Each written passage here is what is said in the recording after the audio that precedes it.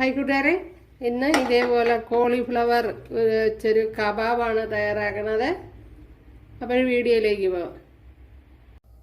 Hi കൂട്ടുകാരെ, സലം ബ്ലോസിലേക്ക് സ്വാഗതം. ഇന്ന് കോളിഫ്ലവർ വെച്ചുള്ള ഒരു കബാബ് നോക്കാം.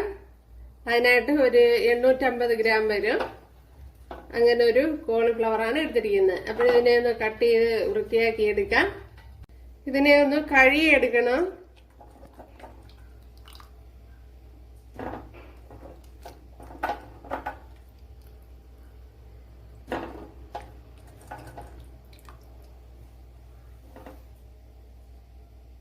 നമ്മള് കോളിഫ്ലവർ വെള്ളം മാറ്റി എടുത്തിട്ടുണ്ട്. ഒത്തിരി വെന്തങ്ങ് ഉടഞ്ഞു പോകണ്ട. ഇനി ഇത് വെള്ളം ചേർത്ത് കൊടുത്ത് കുറേശ്ശെ ഒന്ന് കുഴച്ചെടുക്കണം.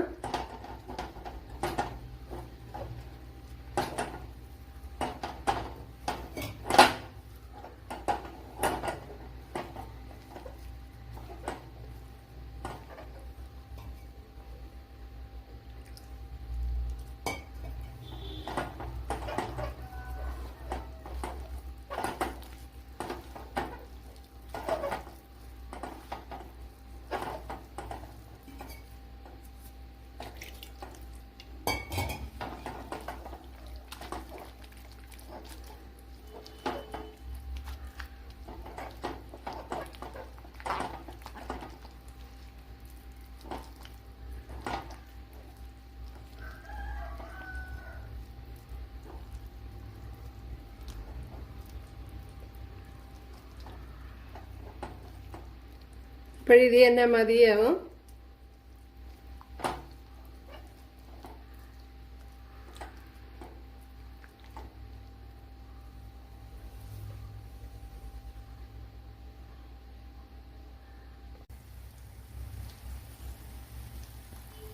കണ്ടല്ലോ, നമ്മുടെ കോളിഫ്ലവർ കബാബ് അടിപൊളിയാണ്. വളരെ എളുപ്പമാണ്. കണ്ടല്ലോ,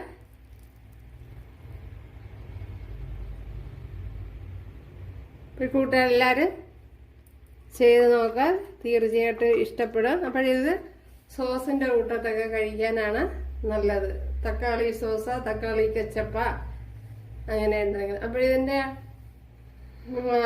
മാവൊക്കെ എന്ന് പറയുമ്പോൾ മാവിൻ്റെ അളവ് നിങ്ങളെടുക്കണം. കോളിഫ്ലവറിൻ്റെ വലിപ്പ വ്യത്യാസം അനുസരിച്ച് അങ്ങോട്ടും ഇങ്ങോട്ടും മാറും. അപ്പോഴഥവാ തികഞ്ഞില്ലെങ്കിൽ രണ്ടാമത് എടുത്ത് കുഴയ്ക്കാവുന്നതാണ്. ആ കാര്യം ശ്രദ്ധിക്കുക.